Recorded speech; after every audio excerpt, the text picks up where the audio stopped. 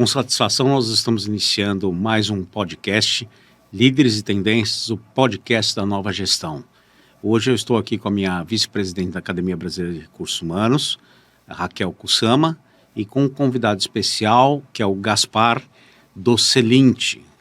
Eu queria contar um pouquinho para vocês o seguinte: a Academia Brasileira de Recursos Humanos, ela está comemorando esse ano 30 anos, né? E ela tem como propósito, na verdade, promover o desenvolvimento profissional, as certificações e gerar eventos temáticos, congressos, tudo que facilite o desenvolvimento do ser humano, né? A gente tem uma característica muito interessante, que é o seguinte: os nossos associados, eles têm acesso à integralidade dos nossos eventos e a gente não cobra contribuição associativa e nem ingresso para as nossas edições. E na nossa missão, no nosso propósito aí dos últimos 30 anos, a gente tem procurado agregar parceiros, homologando esses parceiros, certificando esses parceiros como provedor de soluções e serviços, e os parceiros, eles acabam disponibilizando para a gente uma condição especial para o associado da Academia Brasileira de Recursos Humanos. Nesse sentido, eu estou aqui com o Gaspar Carreira Júnior. O Gaspar, na verdade, ele é um economista, empresário e conselheiro, com mais de 30 anos de experiência em finanças, gestão e governança corporativa.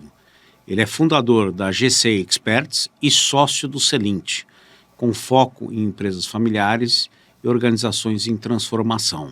Gaspar, seja muito bem-vindo, é um prazer enorme estar com você hoje, e eu gostaria que você nos falasse um pouquinho como nasceu o Celint, contasse um pouquinho dessa história para a gente, da trajetória que vocês percorreram ao longo dos últimos anos. Obrigado, Eduardo, Raquel, pelo convite. Uma satisfação estar com vocês aqui, podendo falar de um tema que é tão caro para a gente. O Celint, ele nasceu há 10 anos atrás, como um centro de estudos de liderança integral. Mas, rapidamente, o Vanderlei Passarella, que é o sócio fundador, ele, através da sua atuação já com governança, ele muito novo, se tornou um conselheiro aos 30 e poucos anos, ele certificou no Instituto Brasileiro de Governança Corporativa, começou a atuar com empresas de capital fechado, e aí verificou que a governança precisava ser adaptada, para as necessidades das empresas de capital fechado, que é diferente da necessidade das empresas de capital aberto. E aí ele começou a mentorar pessoas em transição de carreira, e nessa sessão ele falava sobre essa necessidade de uma governança mais construtivista. E foi desafiado pelos seus mentorados a montar um curso, tornar aquela mentoria num curso. E aí nasce o Centro de Estudos de Liderança e Governança Integral, com um workshop chamado PFC, Programa de Formação de Conselheiros, que é o nosso carro-chefe de introdução na formação do conselheiro de consultivo para empresas de capital fechado. Muito bom. É interessante a gente ressaltar a importância do Celint, porque assim, nós hoje temos aproximadamente 5.500 associados da área de recursos humanos, são executivos C-Level de toda a região, toda a macro-região de Campinas, são mais ou menos um raio de 150 quilômetros de distância. E o que é importante é o seguinte: na nossa missão de promover o desenvolvimento profissional, a gente entende o seguinte, que a certificação de um conselheiro é a promoção de um estágio adicional na carreira do executivo. Então, aqui a gente tem um número muito grande de empresas familiares na região, empresas que, embora talvez não sejam muito grandes do ponto de vista número de funcionários, mas elas são gigantes do ponto de vista faturamento. E, obviamente, que assim, a tendência, a demanda por profissionalização e por gestão mais profissionalizada, ela tem sido muito premente. Eu acho que, nesse sentido, faz todo sentido a certificação para que esses executivos de carreira, eles possam vir a participar de conselhos, seja esse conselho na própria empresa ou até trabalhar um pouquinho com outros conselhos, né? E eu queria que você contasse um pouquinho para a gente, Gaspar, como é que é a trilha de formação do conselheiro, como é que é o processo, o que ele tem que perseguir nessa jornada para ele se transformar num conselheiro, e obviamente também a diferença entre um conselheiro e um alumni, que eu acho que é um programa mais intenso, mais profundo sobre o assunto. Não, perfeito. E eu acho ótimo esse foco que a gente está dando aqui, de transição de carreira e de continuidade da carreira executiva para conselheiro, onde muitos têm o perfil, têm condições de se capacitar, se formar e certificar como conselheiro, para se diferenciar nesse mercado. E um primeiro diferencial do Celint, antes de falar da trilha, é justamente esse, né? Que ele busca pessoas, né, que conheçam de negócio, né, que tenham participado em empresas como empresários ou como diretores executivos, nessa que a gente chama de C-level aqui, vice-presidente, né? Porque é uma faixa de atuação onde a gente entende que estão mais envolvidos com o planejamento estratégico da companhia. Então, é esse perfil de profissionais que nós procuramos realmente para formar, para ajudar nessa transição de carreira. Mas, como eu falei, o Celint nasce com um workshop, né, chamado Programa de Formação de Conselheiros, começou a ter cursos avulsos, né, lançou o primeiro de formação e certificação, que é o Concertif, né, e aí, junto já com demais sócios, a gente verificou que a gente podia fazer algo diferenciado do mercado. Ao invés de ter um curso único, grande, longo, caro, cansativo, a gente disse, vamos desenhar uma trilha, né? Vamos tornar o nosso programa de formação de forma modular. Então, nós temos uma trilha principal de formação, onde nós temos 3 programas.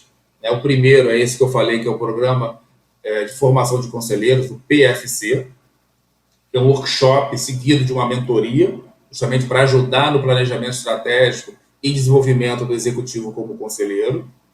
Depois nós lançamos o que a gente chama de formação e certificação, né, onde aí sim, por 8 sábados, né, online e uma sessão presencial, o executivo ele vai se aprofundar em temas de governança, de planejamento, da parte financeira, de RH, de tecnologia, da ótica do conselheiro, e não mais da ótica do executivo. Né? O executivo tem um foco na gestão. O conselheiro ele tem foco na governança, na direção estratégica da companhia. Seria interessante, Gaspar, você pontuar um pouquinho para a gente, porque eu acho assim, essa transição de carreira, essa troca de chapéu, porque o executivo está acostumado a analisar os problemas, tomar decisões e gerar implementações diferenciadas. Queria que você abordasse um pouco mais a questão da mudança de chapéu e a mudança no mindset de executivo para conselheiro, né? Quais são os gaps que eles precisam desenvolver para poder se adaptar a uma posição de conselheiro? Ótima pergunta. Esse é o trabalho que a gente procura desenvolver tanto no programa de formação como no Alumni que você colocou, né? É um programa de apoio na transição. O executivo está acostumado a gerir, a decidir quase que sozinho, dentro das suas atribuições, dentro da sua área de responsabilidade, e muitas vezes, né, a depender do tamanho da empresa, ele é o executor, ele pega a mão na massa, ele é hands-on. Né? Quando você vai para a parte de estratégia, de conselho, você primeiro não trabalha mais sozinho, você trabalha em colegiado. Né? Mais importante do que a performance do conselheiro é a performance do conselho como um todo. Então já começa a diferenciar isso, né? Porque ele precisa estimular o controverso, a discussão saudável, né? O conhecimento holístico e não só de uma vertical única. Né? Você é um financeiro, você entende muito de finanças, mas você vai para o conselho, você precisa entender de recursos humanos, de tecnologia, de mercado, de logística. Você não vai ser um expert, mas você tem que ter conhecimentos para poder estar discutindo, debatendo, encontrar a melhor solução de desenvolvimento para o negócio. Então, isso já é a segunda mudança, né? Trabalhar em colegiado, entender mais do que entender da sua área, focar em negócio. O executivo tem geralmente uma visão muito de curto e médio e longo prazo. O conselheiro, ele olha longo prazo.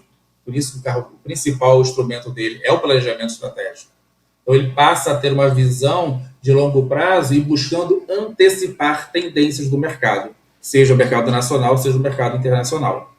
Gaspar, eu acho muito importante isso, porque assim, eu faço muita mentoria, né? Eu atuo em RH, muita mentoria de transição de carreira ou de transição de emprego de executivos, né?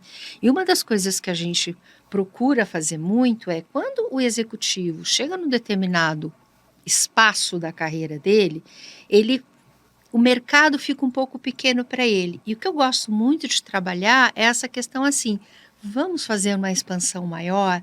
Porque o grau de conhecimento que você tem de uma empresa grande, você vai para uma pequena e para a média com um grau de conhecimento que você faz uma inovação muito grande, né? Então, eu sempre digo que assim, o executivo precisa ter esse olhar de que não é porque ele já chegou numa faixa etária ou já chegou como CEO ou VP de uma empresa e que ele precisa parar. ele tem continuidade, seja dentro de um meio acadêmico ou como conselheiro de empresas, que faz toda a diferença. E ele consegue desenvolver, e mais do que isso, fazer uma expansão do grau de conhecimento que ele tem. E muitas vezes ele aprende muito mais do que os seus 20, 30 anos dentro de uma empresa. E na verdade, né, Raquel, eu acho que assim, a carreira do conselheiro, ela é uma sequência na carreira do C-Level, né? Ele tem uma continuidade de utilidade, uma continuidade decisória muito importante na vida dele. Um aspecto que a gente percebe muito em empresas familiares, Gaspar, que eu queria ouvir um pouco de você, é o seguinte: as empresas familiares, eles têm uma resistência muitas vezes em implantar um conselho, né? Porque eles vêm de um histórico que normalmente eles criaram a empresa, fundaram, desenvolveram, e eles estão muito apegados a esse processo de poder e de gestão, né? Como é que você vê essa transição? Como é que a gente poderia diminuir os traumas dessa transição? O que você sugere nesses casos? Então, acho que um dos pontos principais é aprender a falar de governança sem usar termos técnicos de governança, né? Explicar para a empresa familiar, para o empresário, os benefícios, o porquê de se implementar uma governança, que nada mais é do que instrumentalizar a empresa. Um pecado para mim que eu acho mortal a gente falar, vamos para empresas familiares profissionalizar essas empresas. Para mim isso é um erro, né? Lá tem profissionais, não são amadores, né? O conselheiro precisa instrumentalizar essas empresas, trazer melhores práticas, processos, sistêmicas, parceiros, né? Ajudar a fazer com que o empresário, que muitas vezes sofre do isolamento, ele fica sozinho ali no poder, porque tem um distanciamento muito grande dele para a equipe, né? O conselho vai ajudar a ter um fórum estruturado, de confiança, especializado, que ele possa abrir e compartilhar as ideias dele sem medo. Bacana. E qual que seria a diferença aí? Perdão. Qual seria a diferença entre um conselheiro e um alumni? Como é que essa trilha se desenvolve? Só para a gente entender o caminho. Alumni é o nome que nós damos para os nossos alunos, né? Em formação ou depois de formados, né? Então, o conselheiro, quando você entra para fazer um curso no Celint, você se torna um alumni, a gente oferece toda a trilha, né, de formação principal e complementar. Porque você tem muito gaps, né? Um lado bom do conselho é que você começou a ter pessoas de outras áreas que não só do jurídico, que não só de financeiros nos conselhos. Só que você abre gaps de formação e de experiência. E a trilha complementar vem justamente para complementar isso, né? Para adicionar esse conhecimento. O alumni é o aluno que se transforma em conselheiro. O que a gente fez, a gente transformou no Alumni Plus, que são conselheiros já que querem transitar de forma mais apoiada pelo Celint, mais rápida, entre essa carreira executiva e de conselheiro. Então, nós damos instrumentos para que eles possam se manter conectados com o Celint, com outros conselheiros, né? O network, que é tão importante na carreira de todos, e principalmente de conselheiros, e a gente ajuda eles a buscarem posições de conselho, mesmo como se fosse um estágio, a experimentar, né? A gente trabalha muito com a relação à pirâmide do aprendizado, né? Onde em sala de aula você no máximo absorve até 50% daquilo que foi ensinado. Quando você começa a debater, palestrar, discutir, aprender on the job, ou seja, exercitar aquela teoria, você pode chegar até 100% de aprendizado na pirâmide. E é isso que a gente busca através do Alumni Plus, Eduardo. Ou seja, então, na verdade, o Celint acaba não só formando esse profissional, mas ele acaba também ajudando esse profissional a se colocar efetivamente no mercado como um conselheiro. Conselheiro, com certeza, Eduardo. E aí você já entra num grande diferencial do Celint. O Celint não é só uma escola de formação de conselheiros. Nós somos uma empresa de governança. Nós somos um agente de transformação de pessoas e empresas através da governança corporativa. Então, além dessa escola que nós temos de formação de conselheiros consultivos, nós temos uma unidade de negócio consultiva, onde nós levamos a governança até as empresas. A gente implementa conselhos, desenvolve a governança, avalia conselhos e conselheiros e outros instrumentos de governança corporativa também. E essas duas verticais, elas são apoiadas por essa comunidade de alunos, de conselheiros, né, em formação ou já certificados, onde a gente oferece oportunidades para ele de participarem dos conselhos das empresas que nós implementamos a governança, ou nós oferecemos para eles as oportunidades de participar do projeto de implementação, que é um grande diferencial. A maioria dos conselheiros no mercado só sabe atuar como conselheiro. Eles não sabem implementar a governança e a construção de um conselho. E isso o Celint, além de ensinar, chama para participar, para estagiar conosco nesses projetos. Gaspar, então vocês atuam fazendo com que esse aluno de vocês, esse executivo, seja um consultor, ele participa de todo o processo, na prática mesmo, com o apoio de vocês, para que ele tenha esse domínio do processo de implantação ou de como ser um conselheiro. É Exatamente, Raquel. Aqueles alunos que têm interesse, né, em ter essa experiência, eles se associam ao Celint, que é esse Alumni Plus, né, que os possibilita a participar de projetos de implementação. Exatamente isso, Raquel. Ou seja, agora, para todos os alunos, para todos os alunos, sendo plus ou não, as vagas de conselho que nós abrimos, projetos nossos ou de terceiros, a gente oferece para toda a comunidade. Certo. Bacana. Seria interessante você pontuar para a gente, Gaspar, mais ou menos a magnitude, o número de pessoas que vocês já certificaram, treinaram, o número de pessoas que vocês colocaram efetivamente em conselho. Você tem uma mensuração disso? Sim, tá bom. Executivos que passaram pelos nossos cursos foram mais de 1.500, entre 1.500 a 2.000 já esse ano. Até porque, além da trilha do conselheiro, ano passado a gente lançou a trilha do presidente de conselho.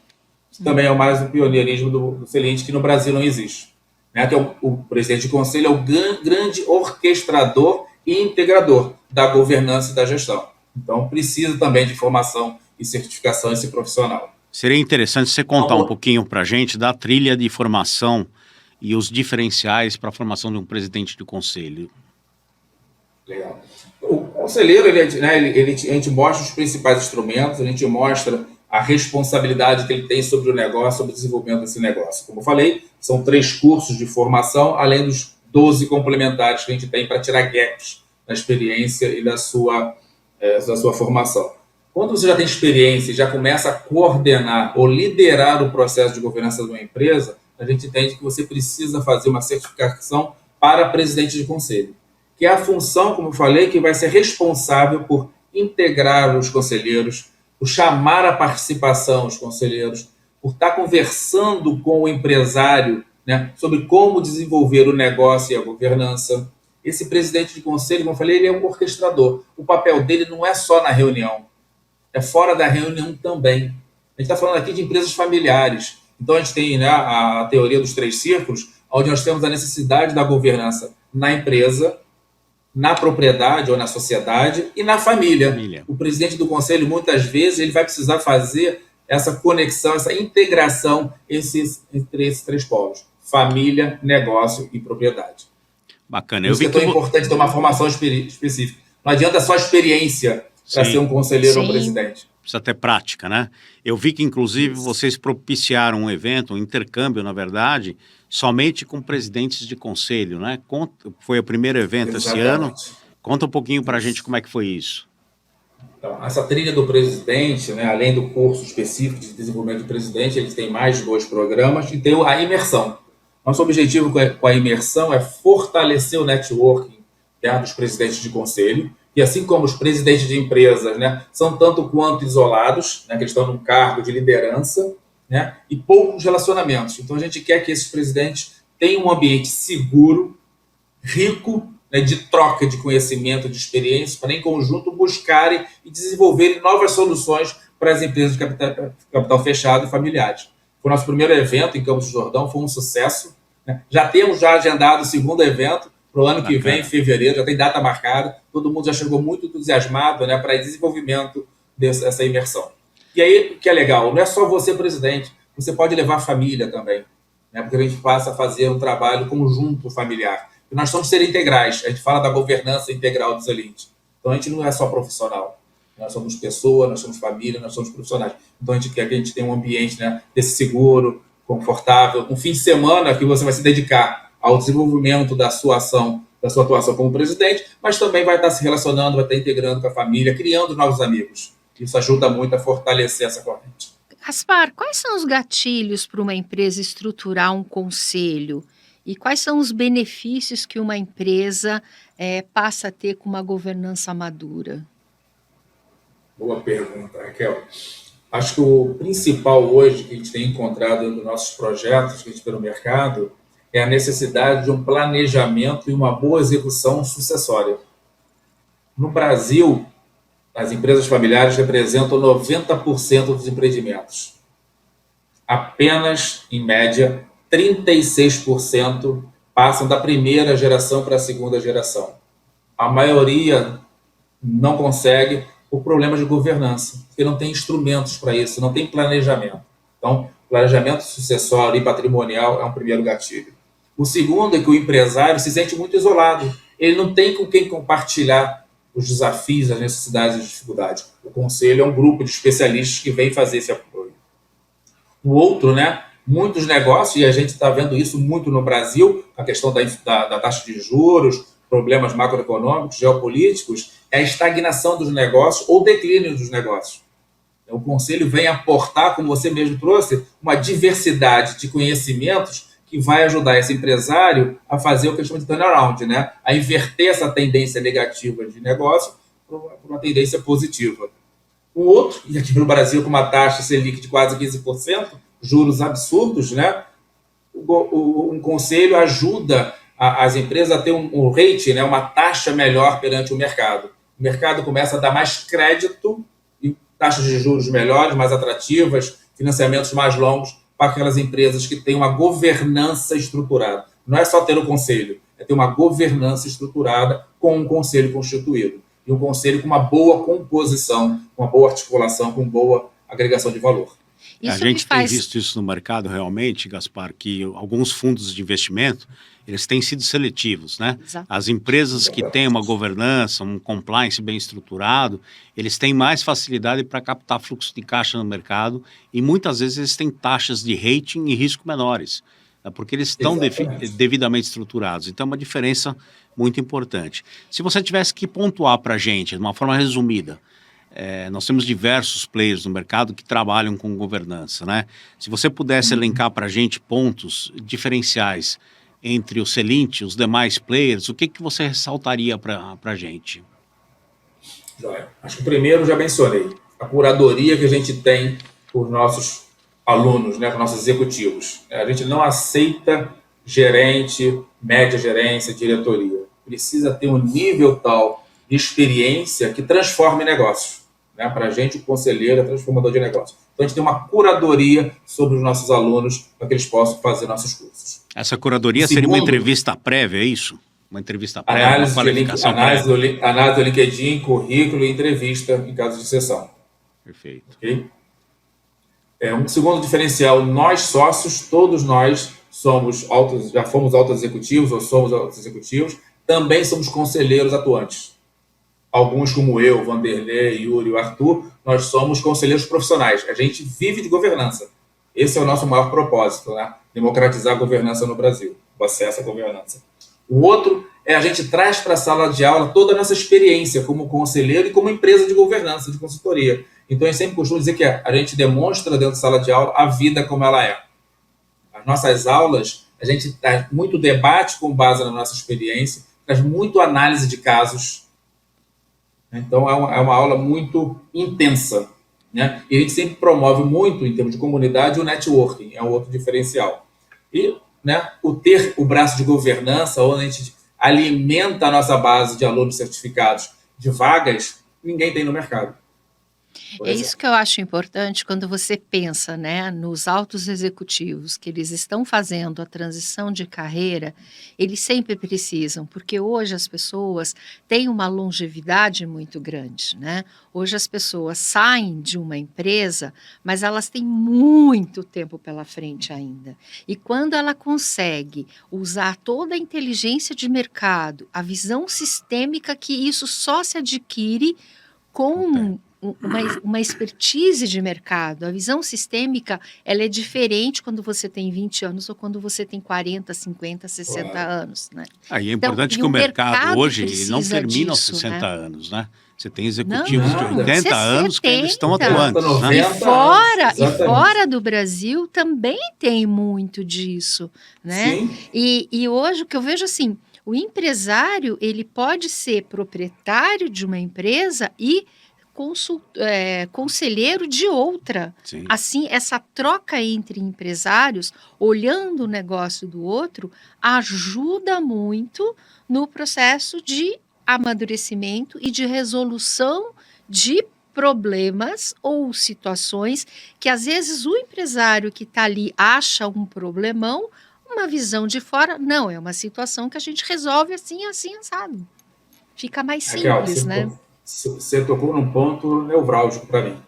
A gente não só forma, a gente cuida. Para aqueles que querem, né, o apoio do Celint nessa transição de carreira, ele vai ter. Não adianta você botar no mercado 200, 500, 1.000 profissionais se eles não sabem o que fazer para ser um bom conselheiro. Eles não sabem como atuar nesse mercado, como chegar nessas empresas. Até porque, no Brasil, nós temos aproximadamente 450 empresas de capital aberto, onde a estrutura de governança é obrigatória, onde você tem as vagas estruturadas.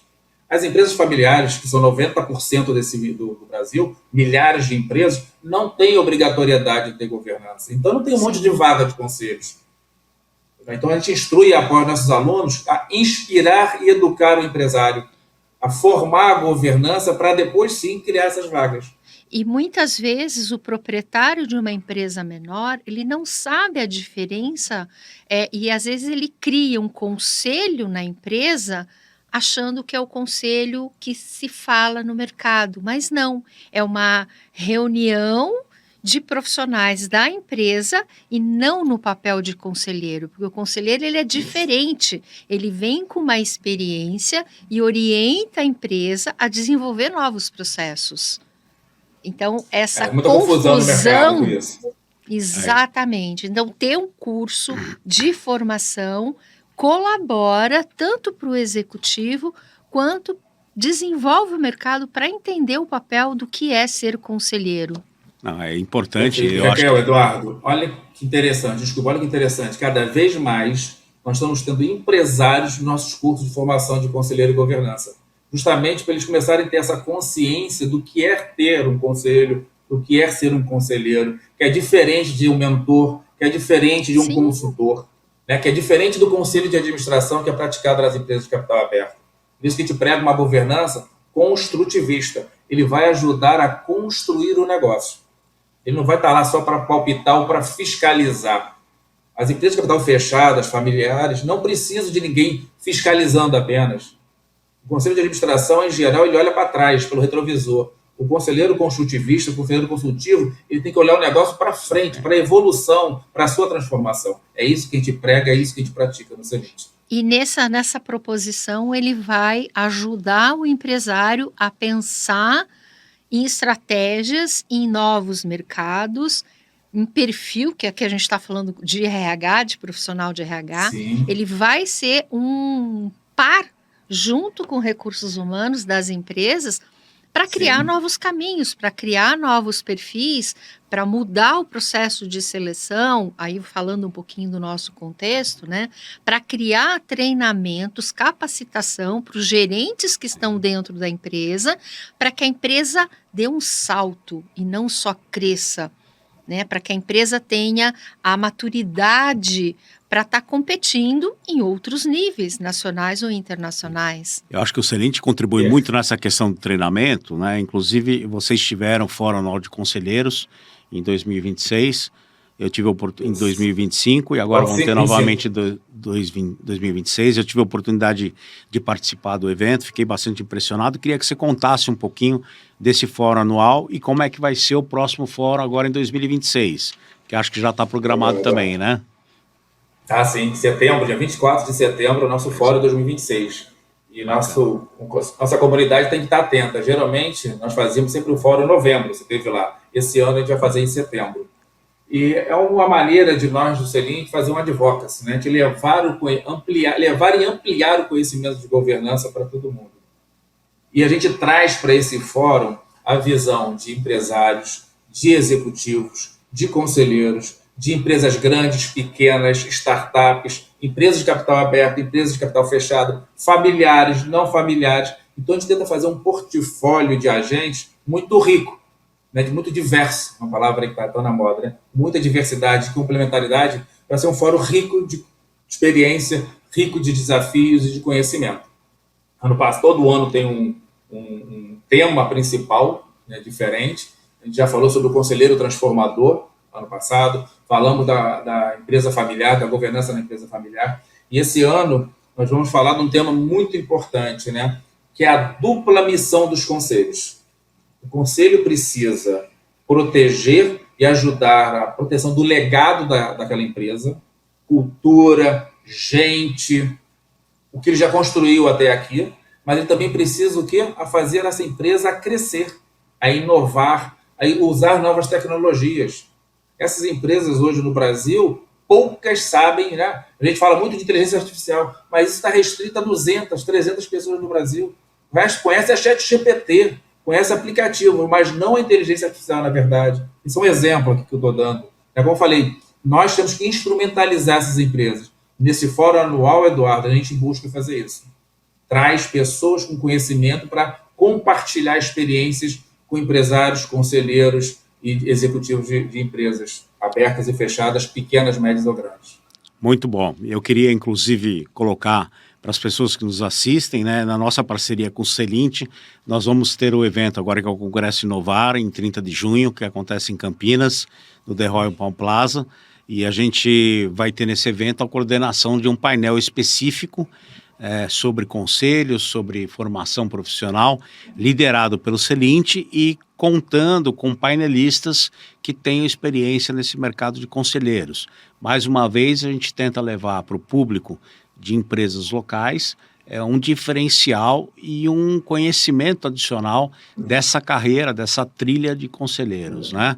Então fiquem atentos, vocês podem ter mais informações através do site da CAR, tem um QR Code na lateral aqui que você pode acessar, entrar no site da CAR, lembrando o seguinte, todos os eventos que a gente realiza são abertos ao público convidado, a gente não cobra ingresso, o nosso objetivo é disseminar conhecimento e divulgar soluções diferenciadas. Então, assim, queria já convidar a todos para que se ligassem nessa data de 30 de junho, onde a gente vai realizar o evento. Gostaria também de anunciar o seguinte, o Celint, como nosso homologado, nós fizemos um acordo de disponibilização de algumas condições de afinidades por cursos específicos para os nossos associados. Então, isso é um diferencial, um benefício que a gente gera para o nosso associado no intuito de facilitar esse processo. Queria que você contasse um pouquinho para a gente, Gaspar, quais seriam alguns desses cursos, uma forma para que o mercado tenha ideia exatamente de quais linhas vocês fazem cursos. Então, todos os nossos cursos são voltados para a governança corporativa. Então, nós temos os 3 cursos principais de hard skills e soft skills para a formação e certificação do conselheiro. Nós temos cursos sobre mediação, nós temos o curso sobre governança para startups, finanças estratégicas, o conselheiro do futuro, né, que precisa entender de como transformar negócios. Nós temos o curso sobre como entender as questões jurídicas que impactam a carreira do conselheiro. Muita gente acha que o conselheiro consultivo não tem riscos. A depender de como ele atua, ele tem risco sim, não na magnitude de um conselheiro de administração, mas o conselheiro consultivo, com certeza, tem riscos também. Nós falamos sobre, por exemplo, sobre gestão patrimonial. Né? Como é que um conselheiro precisa atuar, seja na sua gestão patrimonial, seja ajudando na governança patrimonial sucessória da empresa na qual ele está inserido. Como eu falei, o conselheiro ele atua na empresa, mas ele também está integrando família e sociedade. Então, ele precisa navegar nesses 3 ciclos da governança corporativa. Então, eu posso dizer que o Celint, na área de governança, ele tem cursos que podem complementar a tua experiência profissional como executivo para que você seja um ótimo conselheiro consultivo. E aí, Eduardo, eu acho que é muito interessante para o nosso público que é recursos humanos, né, entender que quando ele está crescendo também dentro da área de recursos humanos, ele tem essa visão do que é gestão de pessoas, o que é negócio, e quanto mais ele chega num cargo de Latam ou de VP de RH, ele consegue fazer uma expansão da carreira dele através de estar fazendo uma transição de carreira para um conselho, né, onde ele vai usar toda essa experiência, esse acúmulo de conhecimento ao longo da vida da gestão de pessoas, também para colaborar com o crescimento de negócio. Ele não vai ficar só com a visão de recursos humanos, mas a gente sabe que hoje o verdadeiro RH tem uma visão de negócio muito grande. E quando ele atrela gestão de pessoas com visão de negócio, ele consegue realmente contribuir para o resultado da empresa. E eu acredito que possa ser um excelente conselheiro de empresa. Raquel, sem dúvida, né? Conselho é o guardião da cultura e dos talentos da empresa.